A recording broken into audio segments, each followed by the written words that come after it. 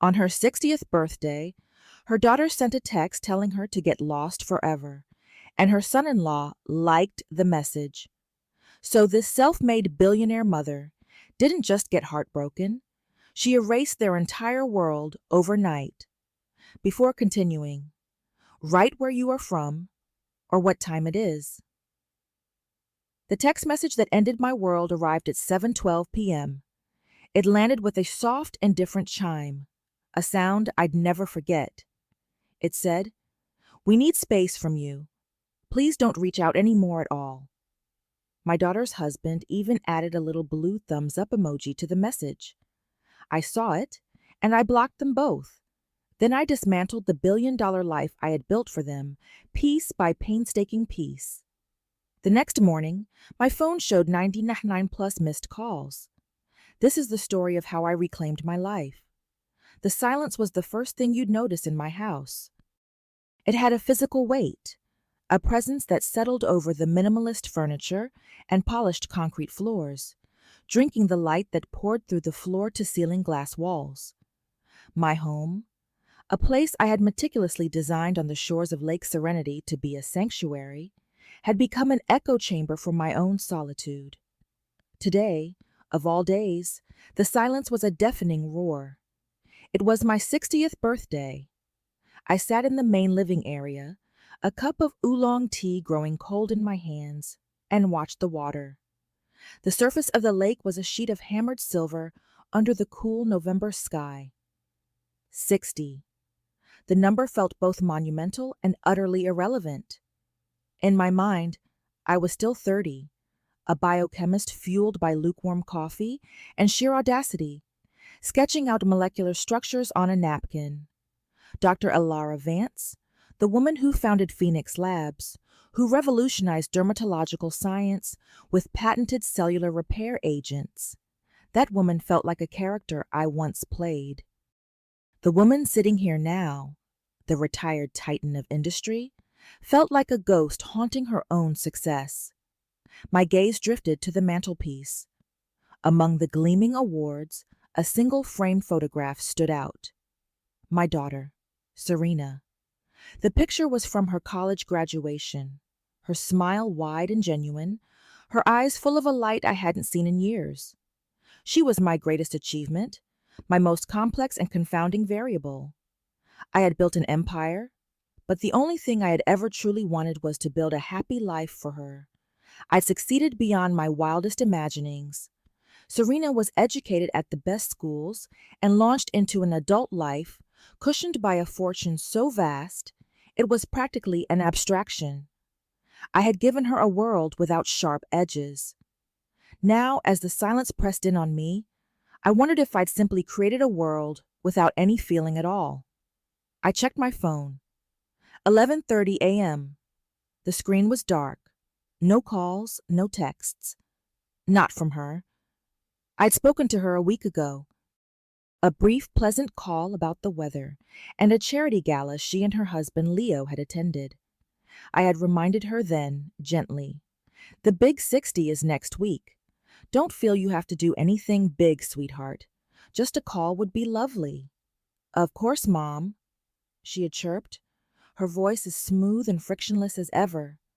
"We wouldn't miss it." Apparently they had. I thought of my late husband, Charles. For my 50th birthday, he had thrown a surprise party that was still the talk of our social circle. He understood that my quiet exterior masked a deep need to be seen, not for my fortune, but for myself. After he died, the silence in the house had been one of grief. Now it was a silence of neglect. I wasn't sure which was worse. By mid-afternoon, the house felt like a luxury prison. My phone finally buzzed, a sharp, hopeful vibration against the marble of my kitchen island. My heart performed a ridiculous, youthful leap. I snatched it up. It was a text from an old colleague. "Happy 60th, Alara. Hope you're celebrating in style. The team sends their love." The message was warm, but it felt like a splash of cold water. Of course, my old team remembered. Our professional relationship had been built on mutual respect, and a genuine human connection. The afternoon became a slow drip of similar interactions. An email from my wealth manager, Julian Miles, arrived with the subject line Q3 Portfolio Review. I opened it out of a grim sense of obligation. The numbers were, as always, excellent. I scrolled through the pages, my eyes catching the line items for the trusts. Serena Croft, Personal Trust, Quarterly Disbursement, $250,000. Leo Croft, Investment Portfolio, Current Valuation, $18.4 million. $250,000 deposited into her account just last month. A portfolio of nearly $20 million that her husband was free to manage. A euphemism for playing high-risk games with my money. I saw the statements for their credit cards. A single dinner at a Summit City steakhouse cost more than my first car. Seeing the raw data, the clinical proof of their lifestyle laid bare in black and white, juxtaposed against the profound emotional silence of the day, was jarring. By 5:00 p.m., the sun began its descent, painting the lake in fiery strokes of orange and pink. The beauty of it felt like a mockery. Hope, which I had been nursing all day, finally died. It wasn't a dramatic, sudden death. It was a slow, quiet fading, like an ember turning to ash. They hadn't just been busy. They had forgotten. Or worse, they had chosen not to remember. A fierce battle raged within me. The logical, proud scientist was furious. Let it go, Alara. Do not beg for scraps of affection.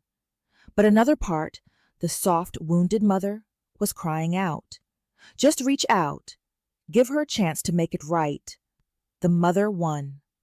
I sighed in surrender, opened our family group chat, and stared at the blinking cursor. My thumbs began to move slowly. Then, with a sad certainty, I typed out the words, each one a small, painful admission of my own loneliness. Feeling a little forgotten on my 60th birthday today. It was quiet. It was vulnerable. It was not a demand or an accusation. My finger hovered over the send button. Every instinct for self-preservation screamed at me not to do it. But the need for connection was stronger. I pressed send. The small blue bubble popped onto the screen, followed by the tiny, cruel word, delivered. I set the phone down, face up. My heart was a frantic, trapped bird in my chest. I waited, my eyes fixed on the dark, silent screen, praying for a sign that I hadn't just made the biggest mistake of my life. The minutes after I sent the text stretched into an eternity. The silence in the house deepened, becoming heavy, expectant. 10 minutes passed. I could see the red receipt. They had seen the message. This was no longer an oversight. It was a choice. Finally, after 12 minutes that felt like 12 years, the screen lit up, a notification from the family group chat. It was from Serena. My body flooded with relief. It was going to be okay. I took a deep, steadying breath and lifted the phone, my thumb swiping to open the message. The words appeared on the screen, stark and black against the white background. They were not the words of apology I had braced myself for. They were something else entirely, something cold, sharp, and utterly devastating. We need space from you. Please don't reach out anymore at all. I read the sentence once, then twice. My mind, the same analytical mind that could decipher complex molecular bonds, struggled to process the brutal simplicity of the words. We, a unified front. A decision had been made. A verdict had been rendered. Please don't reach out anymore at all. It wasn't a request. It was a command, a banishment. My breath hitched. A cold shock, so profound it was almost a physical blow, radiated through my body, leaving my hands numb. This wasn't a response to my forgotten birthday. My vulnerable text had not been an olive branch. It had been an opening for them to deliver a blow they had clearly been waiting to land. And then, As if the initial wound was not deep enough, a second, more insidious injury was inflicted. A small icon appeared beneath the message bubble, a tiny, almost imperceptible blue thumbs up. The notification text was clear and precise. Liked by Leo Croft. If Serena's text was the dagger, Leo's like was the deliberate, vicious twist of the blade. It was a silent, smug affirmation, a co-signature on my exile. He wasn't just supporting his wife. He was endorsing her cruelty. He was reveling in it. I could almost see them sitting across from each other in some expensive restaurant, Serena typing the words with a self-righteous fire in her eyes, then showing the phone to Leo, who would nod in approval, a thin, satisfied smile on his face as he tapped the like button. In that moment, something inside me broke, but it was not the fragile, hopeful part that had been aching all day. That part was gone, obliterated. No, what broke was something much older, much deeper. It was the dam I had built over decades to hold back the full, formidable force of my own anger, my pride, my sense of self-worth. It was the dam of maternal sacrifice, of endless patience, of quiet, uncomplaining generosity. It didn't just break, it vaporized. The grief and hurt that had been threatening to drown me were replaced by a tidal wave of pure, cold, clarifying rage. It wasn't hot and screaming.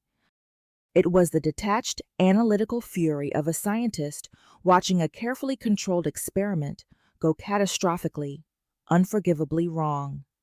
The hypothesis that my unconditional love and financial support would foster a loving, respectful relationship had been proven false. The results were in, and they were damning. My love had not been seen as love. It had been seen as an obligation. My generosity had not been a gift. It had been a resource, an endlessly renewable resource that they felt entitled to. A resource they now believed they could access without the inconvenient emotional cost of having a relationship with the woman who provided it. I looked from the cruel text to the smug little thumbs up. I saw my daughter and her husband not as family, but as a hostile entity, a parasitic organism that had attached itself to my life's work. The scientist in me, the woman who had built an empire on logic and decisive action, took over. An experiment that has failed so spectacularly does not require tweaking. It requires termination.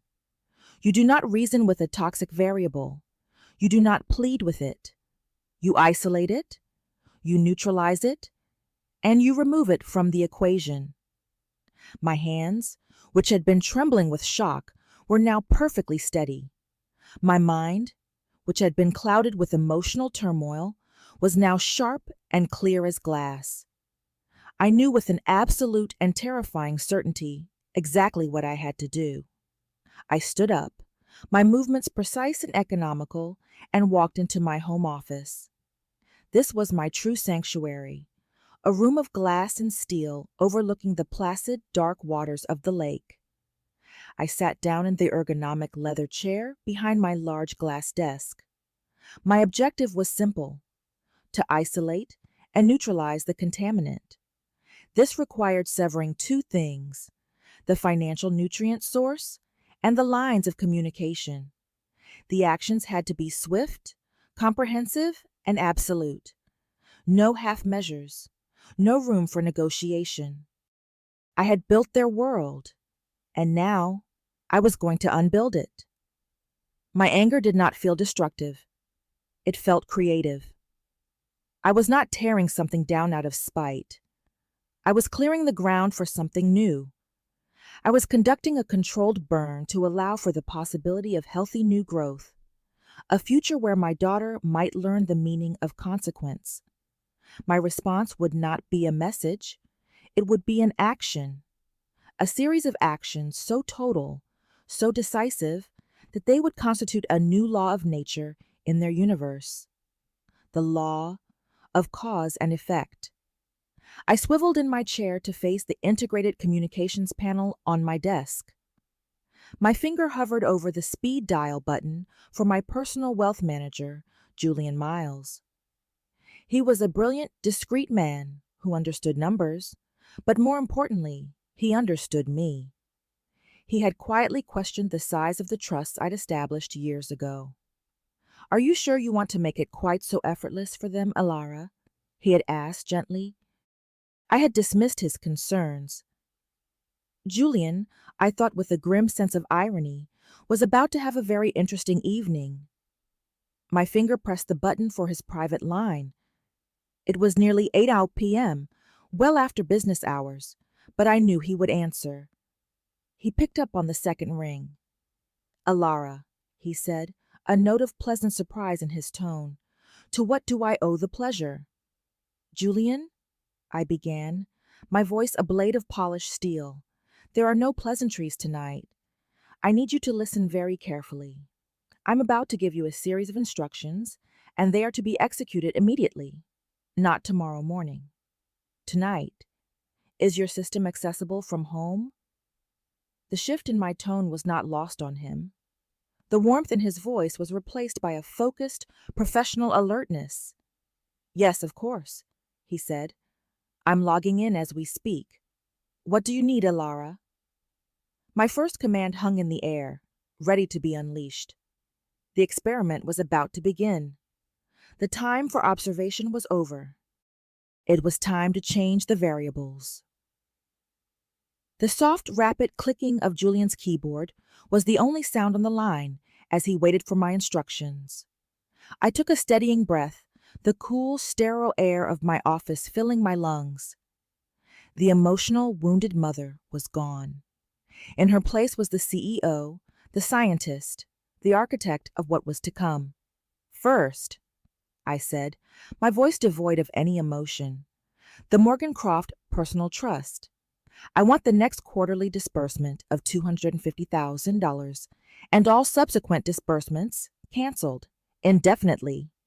There was a beat of stunned silence. "Canceled?" Julian repeated, his voice tight. "Not postponed, canceled." "That is correct," I confirmed. "Next, the Croft Family Business Trust, which funds her consultancy. Freeze it. Deny all outgoing payments. Effective immediately. The rent for her office space is due on the 1st of the month. Ensure that payment does not go through." More clicking. I could picture him in his own home office, a man of quiet habits, his world of predictable numbers suddenly thrown into chaos. "Freeze outgoing payments," he confirmed. "Understood." "Third, the investment portfolio you manage on behalf of Leo Croft. As you know, I'm the primary benefactor and hold ultimate authority over that $18.4 million account. I want you to revoke his access immediately, change all passwords, lock him out of the trading platform. Then, I want you to begin the process of liquidating all high-risk speculative assets he has invested in. Reallocate everything to stable, low-yield municipal bonds under my sole control." This time, Julian let out a low whistle. "Alara, that's a significant move. Locking him out is one thing, but a full liquidation will have tax implications, market consequences." "I am aware of the consequences, Julian," I said, my voice cutting off any potential argument. "That is the point. Revoke his access. Now." "Yes, of course," he said, the sound of his typing becoming more frantic. "Access is being revoked as we speak." "Finally," I continued, moving down my mental checklist, "the supplementary credit cards, the American Express Platinum, the Neiman Marcus card, the Visa Black card, all of them are extensions of my primary accounts. I want them canceled. Report them as compromised if you must. I don't care about the reason. Just make sure that the next time they are swiped, they are declined." Julian was silent for a long moment after I finished. He was processing the sheer, brutal totality of my instructions. This wasn't just a financial decision. It was a seismic family event. "Alara," he finally said, his voice gentle, cautious, "may I ask, Is everything all right with you and Serena? It was the question of a friend, not a banker. The old me might have broken down, but the old me was gone. Everything, I said, my voice utterly calm, is about to be. Send me a confirmation email when all of these actions are complete. I expect it within the hour. I ended the call before he could say another word. I had built their gilded cage, and I had just locked the door from the outside. The supply chain of their entire existence, from their housing to their health care, from their groceries to their designer clothes, had been severed at the root. They didn't know it yet. They were still at dinner, basking in the glow of their newfound space. But their world had already ended. The asteroid had struck. They just hadn't seen the fallout yet. With the financial architecture of their lives dismantled, it was time for the final, more intimate step. This next part was personal. It was about creating my own peace, about ensuring the toxic contaminants could not breach the perimeter of my newly sterilized environment. I sat at my desk, my phone in my hand. The screen was still open to the group chat. Serena's cruel words stared up at me, still liked by her husband. I looked at them one last time, not with pain, but with a detached clinical finality. My thumb moved with a swift, deliberate purpose. I opened Serena's contact profile. Her picture smiled up at me, a selfie taken on a yacht during a vacation in the Greek Isles last summer, a vacation I had paid for. I scrolled to the bottom of the screen. The option was there in stark red letters, block this caller. I pressed it. A confirmation bubble popped up. Are you sure you want to block this contact? I felt a moment's hesitation, a final faint echo of the mother I used to be. But then I looked again at her text. This wasn't a violation. It was an agreement. I was simply giving her exactly what she had asked for. I pressed block contact. Her photo vanished, replaced by a generic gray silhouette. Next, I pulled up Leo's contact. His photo was a smug, professionally taken headshot. I felt no hesitation at all. I blocked him with a satisfying, definitive tap. Then I moved to social media. I went to Serena's profile. It was a sea of pastel-colored images. Serena doing yoga, Serena holding a green juice, Leo and Serena clinking glasses on a rooftop bar. I blocked her. Then I blocked him. One by one, I went through every digital channel that connected us, and I methodically, silently closed the door. Each block was a small, satisfying click, the sound of a lock turning, securing my peace. When I was finished, a profound sense of calm settled over me. The silence in the house was no longer the oppressive silence of being forgotten. It was the clean, quiet, powerful silence of being in control. My phone buzzed on the desk. My heart didn't leap. I glanced at it calmly. It was the email from Julian Miles. Subject: Actions complete. The body of the email was a simple bullet-pointed list confirming that every one of my instructions had been carried out. The trusts were frozen. The access was revoked. The cards were canceled. I closed the email and shut my laptop. I stood up and walked to the vast glass wall overlooking the lake. The moon was high, casting a shimmering path across the dark water. I had spent my life building things: a company, a fortune, a family. I learned tonight that sometimes the most powerful act is not to build, but to dismantle. They wanted space. I had given them an entire universe of it, and in doing so, I had reclaimed my own. While I was methodically dismantling their world, Serena and Leo were celebrating its supposed reinforcement. They were at the Porterhouse, an exclusive Summit City steakhouse where the wine list was as thick as a novel. The restaurant was a symphony of hushed conversations and the clinking of heavy silverware. It was their natural habitat. Serena felt a thrilling, unfamiliar sense of power. Sending that text to her mother had been terrifying, but now, hours later, The terror had been replaced by a heady sense of self-righteous empowerment. She had finally set a boundary. "I still can't believe I sent that," she said to Leo, a small, proud smile playing on her lips.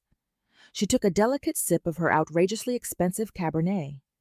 Leo reached across the table and took her hand, his expression one of deep, performative admiration. "You were amazing, babe," he said, his voice a low, soothing murmur. "It needed to be done. For years, she's used her money to control us, to keep us under her thumb. That constant guilt, the expectation that we have to be grateful all the time. It's suffocating." It was a narrative they had carefully constructed together, a story that allowed them to live off my fortune while casting themselves as the victims of my emotional manipulation. In their version of reality, my generosity was a weapon, my love, a form of control. "I mean the birthday text," Serena continued, shaking her head as if remembering a great trauma. "It was the last straw. So passive-aggressive, feeling a little forgotten. It's like, what did she expect? For us to drop everything and throw her some huge party? We have lives, you know. My consultancy is finally taking off." Her consultancy had exactly 3 clients, all friends of mine, whom I had gently strong-armed into hiring her. The business was a fiction, a stage set I had paid for so my daughter could feel important. "Exactly," Leo agreed, squeezing her hand. "And I'm trying to close that new crypto deal. It's a huge opportunity. We can't be expected to manage her feelings on top of everything else. We needed to draw a line in the sand, for our own mental health." He raised his wine glass. "To us," he said, his eyes gleaming in the candlelight. "To our new chapter. To finally having the space we need to thrive." "To us?" Serena echoed, clinking her glass against his. The sound was a clear, perfect note in the hushed restaurant. They drank a silent, smug toast to their own bravery. The waiter arrived with their food, a massive porterhouse for Leo, a delicate filet mignon for Serena. They ate with the easy, unburdened pleasure of people who have never had to look at the right side of the menu. They talked about their future, a limitless horizon of possibilities, all built on a foundation they believed to be unshakable. They planned a ski trip to Aspen, discussed upgrading Leo's car. They were 2 architects designing a magnificent castle in the air, blissfully unaware that the very ground beneath them had just been vaporized. When the bill came, a staggering $2,500 after wine, Leo didn't even glance at it. He simply took out the sleek black American Express card, the one I paid for, the one with no preset spending limit, and handed it to the waiter. As the waiter walked away, Leo leaned in and whispered to Serena with a wink, "Thank you, Mom." Serena laughed, a light, carefree sound. It was the laugh of a woman who had just successfully asserted her independence, entirely on her mother's dime. It was the last truly carefree sound either of them would make for a very long time. The waiter was gone for what seemed like an unusually long time. Leo started to tap his fingers on the table, a flicker of impatience in his eyes. Serena was scrolling through her phone, admiring photos from a recent gala. Finally, the waiter returned, but he didn't have the leather folio with the receipt to sign. He was holding the black card between his thumb and forefinger, as if it were a distasteful object. His professional smile was gone, replaced by a tight, uncomfortable expression. He stopped beside their table and cleared his throat. "I'm sorry, sir," he began, his voice low, clearly trying to avoid making a scene. He leaned in closer. "There seems to be a problem with the card." Leo's smile froze on his face. "A problem? What kind of problem?" "Run it again." "I have, sir, 3 times," the waiter said, his gaze flicking nervously around the room. "It's not just being declined. The system is giving a different kind of message." Serena looked up from her phone, a frown creasing her brow. What does that mean? The waiter looked directly at Leo, his voice dropping to a near whisper, each word landing like a small, sharp stone. It says the account has been closed.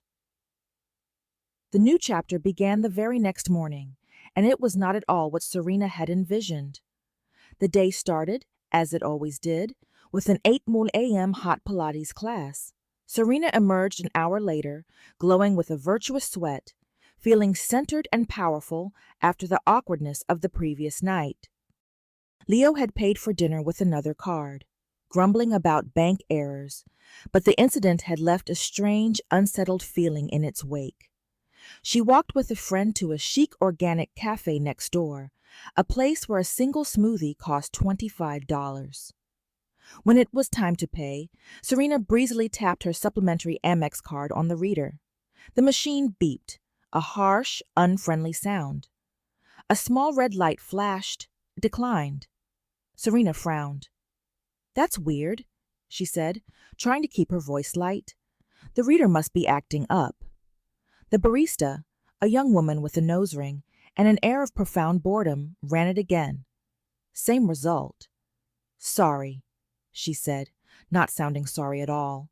"It's not going through." A hot flush of embarrassment crept up Serena's neck. Her friend was watching. In their world, a declined card wasn't just an inconvenience. It was a social faux pas, a sign that something was deeply wrong. "It must be a fraud alert," Serena said quickly, forcing a laugh. "My mother probably went on a spending spree. Let me try a different one." She pulled out the Visa Black card, the one reserved for emergencies. The barista swiped it. And then, a moment of pure cinematic horror for Serena. The machine made a series of sharp, angry beeps, and the barista's eyes went wide. The young woman said, looking at the screen and then back at Serena with a new, unwelcome interest. "It says this card has been reported canceled." Canceled. The word hung in the air. The embarrassment was replaced by a cold, sharp spike of pure dread. This wasn't a glitch. This was an action. Her friend quickly paid for both of their smoothies. Serena barely heard her. She was already outside on the sidewalk, frantically trying to call Leo. "Leo, something is wrong," she said, her voice a high, tight wire of panic. "All my cards are being declined. The Visa was canceled. You need to call the bank." "Something has happened." She heard him sit up, the rustle of sheets through the phone. "What? Canceled? That's impossible. Calm down, Serena. It's probably just a mistake. I'll log into the portfolio account and move some money to our checking. It'll be fine." His confidence was a familiar balm. He was the man who handled the money. He would fix this. "Okay," she said, taking a shaky breath. "Just fix it fast. I'm heading to the spa, and I do not want to be embarrassed again." She hung up, the dread receding slightly, replaced by a simmering annoyance. Meanwhile, Leo Cooper, who considered himself a modern-day Midas, sat down at his custom-built trading station. He opened his laptop and navigated to the familiar, sleek interface of the wealth management portal. He entered his login credentials and hit enter. The page refreshed, but instead of the usual dashboard showing charts, graphs, and the multi-million-dollar valuation of his playground, a simple, stark message appeared in a red box. "Access denied. Please contact your account administrator for assistance." Lance stared at the screen. He blinked. He typed his password again, slowly. Same result. "Access denied." A cold knot of unease began to form in the pit of his stomach. This wasn't a glitch. This was a locked door. He decided to check their primary checking account. He logged into the bank's website. The page loaded, and for a terrifying second, his heart stopped. The balance, which should have been comfortably in the six figures after the last quarterly disbursement, was now a shocking, impossible number. $347.12. He stared. his mind refusing to process what his eyes were seeing. Where was the money? Where was the $250,000 from my trust? He frantically pulled up the transaction history. He saw the regular outgoing payments, the draft for the penthouse mortgage, the payment for his leased Porsche, but there were no incoming funds. The massive quarterly deposit, the lifeblood of their existence, was simply missing. Panic, cold and sharp, seized him. As he grabbed his phone to call their personal banker, an email notification popped up on his screen. The subject line made his blood run cold. Urgent, mortgage payment failed. He opened the email. It was an automated alert. The automatic payment for their penthouse, a staggering $15,000 a month, had been declined due to insufficient funds. The room began to spin. Declined mortgage, no access to the portfolio, an empty checking account, canceled credit cards. This wasn't a series of unfortunate glitches. This was a coordinated, systematic demolition, and there was only one person in the world with the power and the authority to execute it. Elara. The realization hit him with the force of a physical blow. Her silence wasn't a sign of hurt feelings. It was the quiet, methodical prelude to an execution. Serena's smug little text, the one he had so gleefully liked, hadn't been a declaration of independence. It had been a declaration of war, a war they had just lost in a single, devastating strategic strike. His hands were shaking as he dialed Serena's number. She answered on the first ring, her voice a sharp, annoyed hiss. "Did you fix it? I'm in the lobby of the spa, and I'm not about to—" "Listen to me," Leo interrupted, his voice a low, panicked whisper. "Listen to me very carefully. It's not a glitch. The money is gone, Serena. All of it. The trust fund, the portfolio, the checking account. It's empty." The silence on the other end of the line was absolute. He took a ragged breath and delivered the final, world-ending blow. I think your mother just cut us off." The silence that followed Leo's pronouncement was the sound of a world ending. Serena stood in the hushed, marble-floored lobby of the spa, the scent of lavender suddenly cloying and suffocating. The reality of his words was too vast, too cataclysmic to process all at once. It was like being told the sun had just gone out. "What?" she finally whispered into the phone, her voice a thin, fragile thread. "What do you mean, gone? That's not possible. It's my trust fund. It's my money." "No, Serena, you don't understand," Leo said, his voice rising in a frantic crescendo. "It was never our money. It was always hers. She was the primary on everything, and she just turned off the tap. The mortgage just bounced. Do you have any idea what that means?" Of course she didn't. She had never had to think about a mortgage, a bill, a consequence. But the raw, unfiltered terror in her husband's voice was impossible to ignore. It was the sound of a safety net being ripped away, leaving only a long, terrifying fall. "Call her," Serena said, her voice a sharp command born of pure panic. "Call her right now and fix this. Apologize for the text. Tell her I was having a bad day. Tell her whatever you have to. Just fix it, Leo." "I'm trying," he yelled back. "What do you think I'm doing?" And so it began. The frantic, desperate siege of my digital fortress. From his condo overlooking the city, Leo started the assault. He called my number. The call went straight to the electronic void of a blocked contact. It didn't even ring. He tried again. And again. The result was the same. He sent a text, a frantic jumble of words. "Elara, we need to talk. There's been a huge misunderstanding. Please call me." The message was sent, but the delivery receipt never appeared. It had vanished into the ether. From the spa lobby, Serena began her own barrage. She called. Straight to voicemail. She sent a text. No delivery. She tried messaging me on every social media platform. Her messages were met with the cold, impersonal notification. This user cannot receive messages at this time. Panic metastasized into a full-blown meltdown. Serena left the spa, her appointment forgotten, and rushed home, her mind a whirlwind of disbelief and rage. How dare she? How dare her mother do this? This wasn't a lesson. It was an act of nuclear retaliation. Back in their penthouse, the two of them became a frantic, dysfunctional command center of denial. They spent the next hour in a blur of escalating desperation. They called my number from their landline. They called from their laptops using a web service. Each call was met with the same impenetrable silence.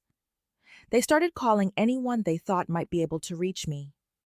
They called my former personal assistant, who politely informed them she no longer managed my personal schedule. They called my lawyer, whose secretary told them in a voice of pure ice that all communications must be submitted in writing. They even called my old colleague from Phoenix Labs. She listened to their frantic, rambling story and then said in the calm, analytical tone of a scientist, "It sounds to me like Dr. Vance has made a decision. I suggest you respect it." Then she hung up. With every failed attempt, their world shrank. The powerful, well-connected couple they believed themselves to be were revealed as nothing more than two satellites, suddenly and violently cut off from their host star, left to drift in the cold, dark void. The call log on their phones became a testament to their spiraling desperation. A long, scrolling list of failure. Mom, voicemail. Mom, 2, voicemail. Mom, 3, voicemail. On and on it went. The number of missed calls on my blocked log, had they been able to see it, climbed relentlessly, 20, 40, 60. By noon, it had crested 99 plus, a number so high the phone simply stopped counting. It was a digital scream into a soundproof room. I, of course, heard none of it. My morning was the most peaceful I had experienced in years.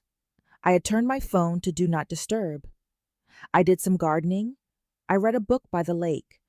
I listened to a Nina Simone record. The silence was a beautiful, healing symphony. I had created the space they'd asked for. And now, from the soundless depths of that space, they were screaming my name. And I, for the first time, was not listening. By late afternoon, the digital siege had failed. The initial shock had curdled into a desperate need for a direct confrontation. They decided to take the fight to my doorstep. They drove out of the city, Leo's leased Porsche eating up the highway miles. The sleek, powerful car was a hollow mockery of a wealth they no longer possessed. They were silent for most of the drive, stewing in a toxic brew of fear and blame. "This is your fault," Leo said, his knuckles white on the steering wheel. "You and that stupid, arrogant text. We need space." "What were you thinking?" "Me?" Serena shot back, her voice shrill. "You're the one who liked it. You were sitting right there, goading me on. Set a boundary, babe. Remember that?" "I thought you were setting an emotional boundary," he yelled. "I didn't think you were going to financially guillotine us." They pulled into the entrance of my gated community, a place they had entered hundreds of times without a second thought. The familiar ornate gates and the small, friendly guardhouse had always been symbols of their access, their belonging. Today, they were a barrier. The uniformed guard, a pleasant man named Frank, whom they had known for years, stepped out of the booth. He recognized the car and smiled, but he held up a hand, stopping them just before the electronic arm.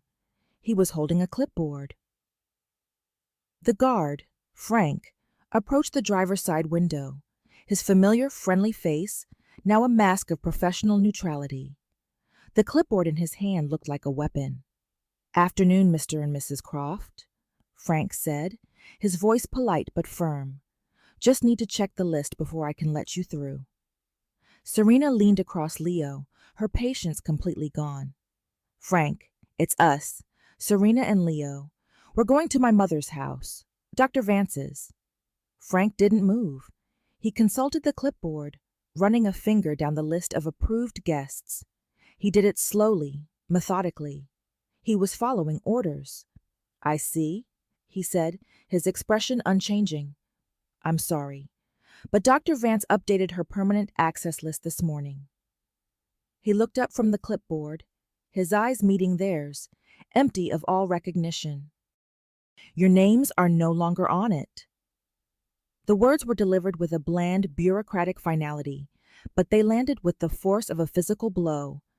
This was a new level of excommunication. It wasn't just digital, it was physical.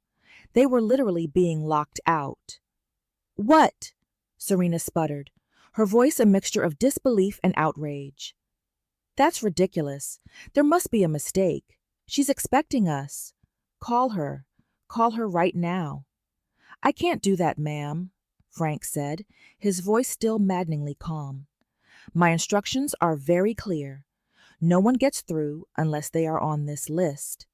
Unless Dr. Vance calls me personally to authorize your entry, I can't open the gate. Then get her on the phone, Leo snapped, his own control shattering. Tell her daughter is here. As I said, sir, Frank replied, his expression hardening slightly. I cannot contact Dr. Vance for you. You'll have to reach her yourself. The beautiful, cruel irony of his statement hung in the air between them. They looked from the impassive guard to the closed gates, the wrought iron bars, a stark, physical manifestation of the boundary they had so flippantly demanded. They sat there for 10 minutes, a silent, furious tableau of impotence. They tried calling me again, the calls going to the same silent digital graveyard. They were trapped. Finally, defeated, Leo put the Porsche in reverse. The shame was a burning acid thing in their stomachs. Frank, the security guard, watched them go, his face unreadable. He had his orders. The Queen was in her castle, and for the first time in a very long time, she had pulled up the drawbridge. The drive back to the city was a descent into a fresh hell of recrimination and panic. The unified we of Serena's text had completely dissolved. Now it was just a bitter, terrified you and me. Your names are no longer on the list, Leo mimicked, his voice a cruel, high-pitched imitation of Frank. Congratulations, Serena. You didn't just ask for space. You got us evicted from the entire family. I hope you're happy. Oh, save it, Leo, Serena snapped back, her own fear manifesting as venomous rage. You were just as happy to spend her money. Don't you dare act like you're some innocent victim in all this. Your angel investments have probably lost her more money than my entire consultancy. At least I was trying to build something, he roared. What do? You take pictures of avocado toast and call it a brand? The argument raged, a wildfire in the claustrophobic confines of the car. They were tearing each other apart, trying to assign blame for a catastrophe they had co-authored. They returned to their penthouse to find a new horror waiting for them. Taped to the gleaming wood of their front door was a crisp white envelope. It was an official notice from the building's management, embossed with the name of a law firm. With trembling hands, Serena tore it open. It was a formal 5-day eviction warning for non-payment of their mortgage and HOA fees. The sight of it, the legal language, the stark finality of it, broke something in her. She slid down the wall in the hallway, her designer handbag slumping beside her, and began to sob. Not the delicate, performative tears she used for sympathy, but racking, ugly sobs of pure, unadulterated terror. The unraveling accelerated over the next 48 hours with a brutal, systematic efficiency. The next morning, a notice was posted on the door of Serena's beautiful, useless office space. Another eviction notice. The news traveled through the gossipy world of Summit City's elite at the speed of light. Serena's phone, which had been silent with unanswered calls to me, now began to light up with texts from her friends, their messages a sickeningly sweet blend of feigned concern and thinly veiled glee. The ultimate humiliation came that afternoon. Leo was in the residence parking garage when a tow truck lumbered down the ramp. A man in greasy overalls got out, consulted a clipboard, and began hooking up the Porsche. "Hey, what the hell do you think you're doing?" Leo shouted, running toward him. The man barely looked at him. "Leo Croft? Porsche 911? Repossession for non-payment of lease?" He grunted as he attached a final hook. "You need to take it up with the bank, buddy. I just drive the truck." Leo stood there, helpless and impotent, as his six-figure status symbol, the very embodiment of his fraudulent success, was unceremoniously dragged up the ramp and out into the street. The entire scene was witnessed by a neighbor, a rival investor, who watched from his own luxury car with a slow, satisfied smirk. That night, the fight in the penthouse was no longer about blame. It was about survival. They were trapped in their beautiful prison, surrounded by expensive objects they no longer owned, with no money, no credit, and no way out. "We have to sell my jewelry," Serena said, her voice dead as she looked at the diamond earrings Leo had given her for their anniversary, earrings purchased with my money. "That won't even cover next month's mortgage, even if we could stop the eviction," Leo said, his head in his hands. "We're ruined, Serena. It's over." The facade had not just cracked. It had been pulverized. They were left with nothing but the ugly, unflattering truth of who they were. Two spoiled, helpless children, finally forced to face a world without a safety net. I let them marinate in the consequences for a full week. Through the discreet daily reports from my security chief and the quiet updates from Julian Miles, I knew every humiliating detail. I knew they had turned on each other. I felt a grim, necessary satisfaction. This was the crucial phase of the experiment. After 7 days, I decided it was time for the next phase. I summoned my lead counsel, a formidable woman named Eleanor Vance, to my home. I laid out the terms with precise, dispassionate language. Her job was to translate my will into an ironclad legal document. The next day, a legal courier arrived at their uptown penthouse. He delivered a single, thick, cream-colored envelope. It was not a personal letter. It was a formal legal notice, a surrender document. It offered them a path forward, but it was a long, hard, and deeply humiliating one. It stripped them of everything, and it held one final, brutal condition. All communication with me was to cease immediately. Any future correspondence must be conducted through legal counsel. The letter was not just a document. It was a bomb, set to detonate the last frayed threads of their life together. The lawyer's letter landed in their laps like a grenade, with the pin pulled. They read it together, standing in the living room of the penthouse they now knew they had to abandon, the cold legal language sucking all the remaining air out of their world. For Leo, the letter was the final humiliation.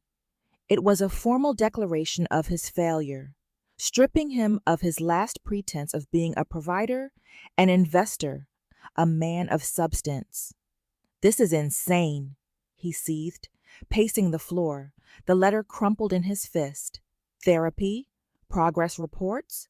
She's treating us like we're delinquent teenagers. And she's taking everything, the furniture, the art. This is punitive. It's cruel." "It's her furniture, Leo," Serena screamed back, her voice raw with a despair that had finally burned through her anger. "It was always her furniture, her apartment, her money. Don't you get it? We have nothing. We are nothing without her." "No," he said, turning on her, his eyes cold and hard. "I'm not nothing. I was a successful investor before I met you. I had my own life. This gilded cage, This dependence on your mother? This was your world, Serena. I just lived in it. And now, I'm done. The successful investor he'd been before her was a junior analyst living in a rented apartment with 2 roommates. But in this moment of total crisis, he was rewriting history, casting himself as the victim. I'm not going to some shrink she picked to get progress reports like a lab rat, he snarled. I'm not forfeiting my life to get back in her good graces. So what are you going to do? Serena asked, her voice trembling. Just walk away?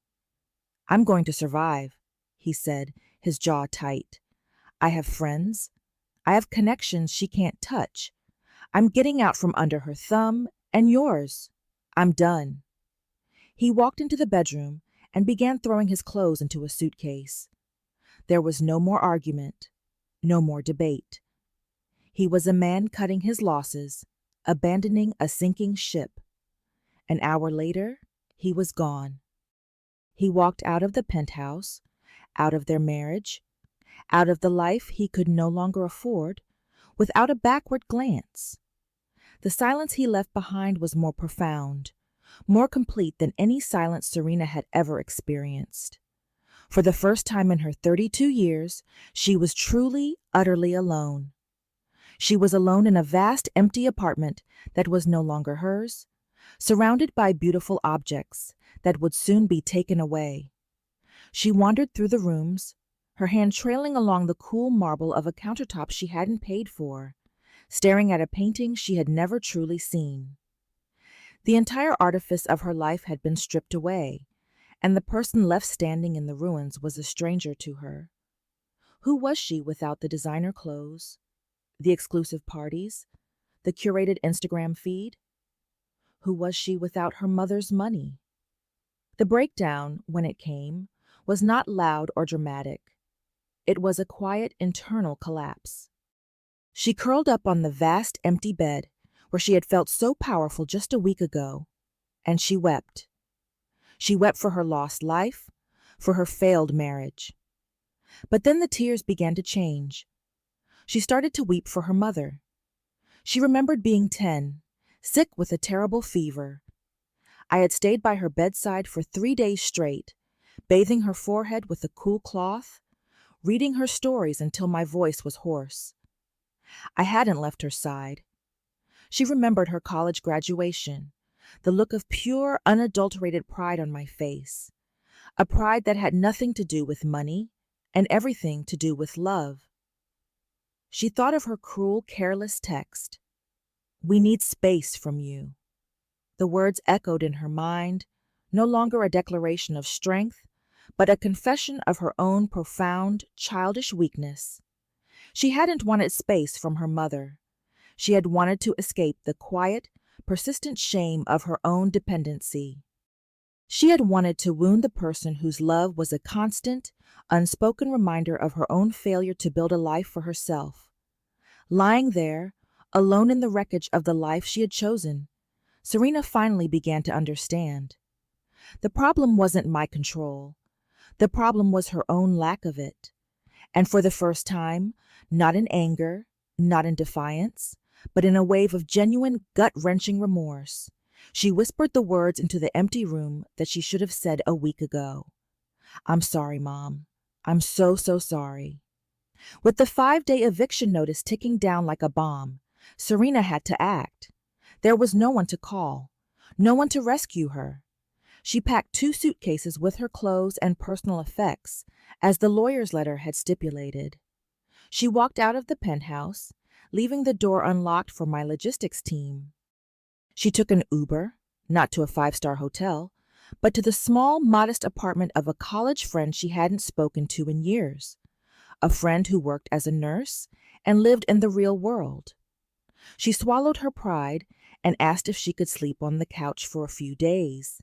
The friend, shocked but kind, agreed.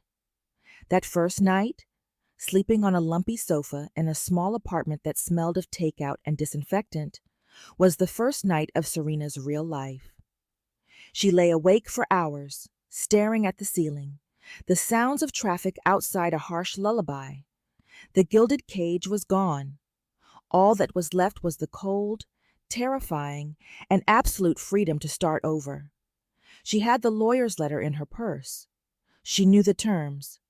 No financial support until she had maintained full-time employment for 1 year. Mandatory therapy. No direct contact. It wasn't a punishment. It was a map. A hard, unforgiving map to a place she wasn't sure she could reach. But for the first time in her life, she was the one who had to do the walking.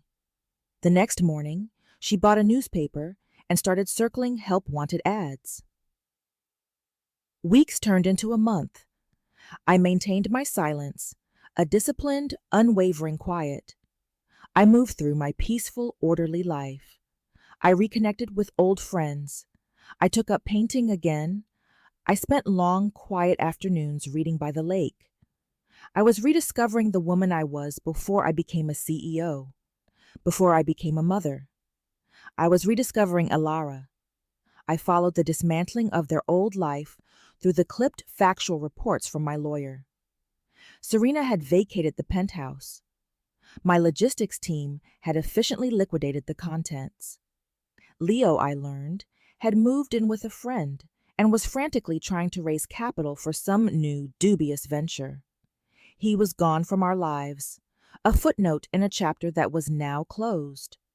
Of Serena, I heard nothing. After leaving the apartment, she had simply vanished. She didn't try to contact me through my lawyers. She didn't show up at the gate. There was only silence. A part of me, the old motherly part, felt a flicker of worry. Was she safe? But the new, wiser part of me knew that this silence was necessary. This was her journey now. I had given her a map, but she had to walk the path alone. My real 60th birthday celebration took place a month after the actual date. It was not a grand affair. It was an intimate dinner party at my home for a dozen of my closest friends, the people who had known me for decades. There was jazz music playing softly, good wine, and even better conversation. For the first time in years, I felt a sense of uncomplicated joy. As we were finishing dessert, my housekeeper, Maria, approached me, a single, simple, cream-colored envelope in her hand. "Dr. Vance," she said quietly, "this arrived in the mail today, by regular post." My heart gave a small, quiet jolt. It was not from a law firm. The address was handwritten, the script elegant and familiar. It was Serena's. I excused myself from the table and walked into my quiet office, the envelope feeling heavy and significant in my hand. I sat at my desk and, with a strange sense of trepidation, I opened it. Inside was a single sheet of simple, unadorned stationery. The letter was not long. It was not a plea for money or a negotiation of terms. It was something else entirely. "Mom," it began, "I don't know if you'll even read this. I know the rules you set out, but I couldn't go another day without saying this. There are no excuses for how I behaved, for the text, for my silence on your birthday, for all the years I took your love and your support for granted. It was cruel, and it was wrong. And I am so, so sorry. I've been staying with a friend from college. I got a job. It's not glamorous. I'm a hostess at a restaurant. I take reservations. I seat people. I get paid by the hour. My hands hurt at the end of the night, but it's mine. It's the first thing in my adult life that is truly mine. I've also made an appointment with the therapist your lawyer recommended. My first session is next week. I know that's part of the deal, but I want you to know I'm not doing it to get back the money. I'm doing it because I need to figure out how I became the person who could hurt you like that." The last lines were what made a single hot tear finally trace a path down my cheek. I'm not asking for you to fix this. I'm not asking for anything. I just wanted to say that I am so sorry I forgot who you are. I think I forgot who I am, too. And for the first time, I think I'm ready to find out. Happy belated 60th birthday, Mom. Love, Serena. I folded the letter and held it to my chest. It was not a solution. It was not a happy ending, but it was a beginning, a real one, a fragile, uncertain, but deeply authentic beginning. The path to reconciliation would be long. It would be on my terms. But for the first time, my daughter was not asking for a handout. She was taking the first, difficult, and necessary step onto a path of her own making. I looked out the window at the moonlit lake. The silence of the house no longer felt like an absence. It felt like an opportunity, a clean slate. My experiment was over, but a new one of shared discovery, was just beginning. And for the first time in a very long time, I felt a flicker of genuine, unburdened hope. If this story resonated with you, leave a like and consider subscribing. You can also drop any comment below, even just one word. Maybe tell me where you're watching from, or what time it is right now. Sometimes one word is enough to say you were here.